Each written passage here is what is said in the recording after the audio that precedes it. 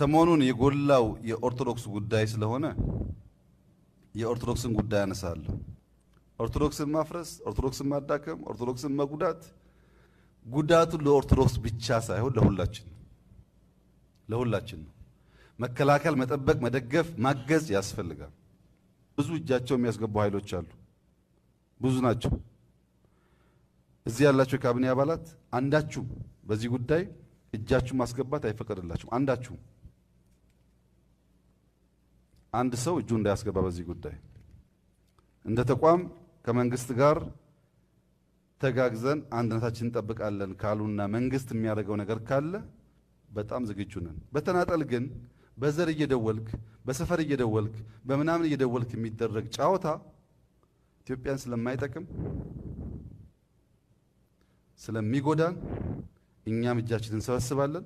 ለነሱም ማዘዝ ባንችል ምክራችን እንደ አባ ማቲያስ ሆናችሁ ትታችሁ ሰክናችሁ ተመካክራችሁ ችግራችሁ ብትፈቱ አንድ ብትሆኑ ይሻላል። አንድ ባይሆኑስ ሁለቱም ግሩፖች ይጎዳሉ። የሚያተርፍ ግሩፕ የለም። በዚህ አብሮ ለብዙ ዘመናት የኖረ ሰው ችግሩን ተነጋግሮ ፈቶ ተጠናክሮ መቀጠል ሲገባው መነጋገር ባለመፈለግና በእልህ ቢበተን ሁለቱም ተጎጂ ነው፣ ጥቅም የለውም። ወደዛ እንዳይሄድ የኛ ፍላጎት በምክክር በንግግር ችግራቸውን ፈተው እንዲቀጥሉ ነው። እንደ መንግስት ግን የትኛው መንግስት አድርጎ የማያውቃቸውን ድጋፎች አድርገናል።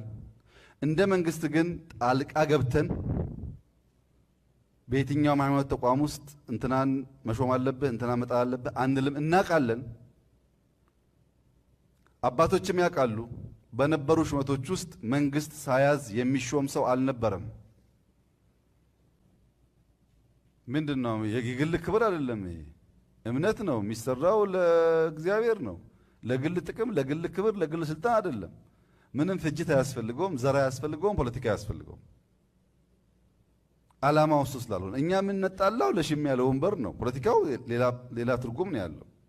እዚህ ጋር እንደ አባት ሆኖ ሰክኖ እልህን እስቲ ያሳያለሁ አሳይሻለሁን ተትቶ በሰከነ መንገድ ተወያይተው ቢፈቱ መንግስት ለነሱ አንድነት፣ ለነሱ ሰላም፣ ለነሱ ምክክር ከሚጠበቀው በላይ ሲያደርግ እንደነበረው አሁንም ያደርጋል።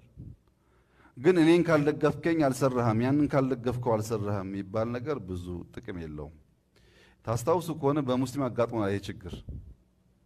በብዙ ልመናና ምክክር በውስጥ ውይይት እንዲፈቱን ያደረግነው። አሁንም ያለን አቋም አንድ ነው። በተለየ የምንደግፈው በተለየ የምንቃወመው ኃይል የለም።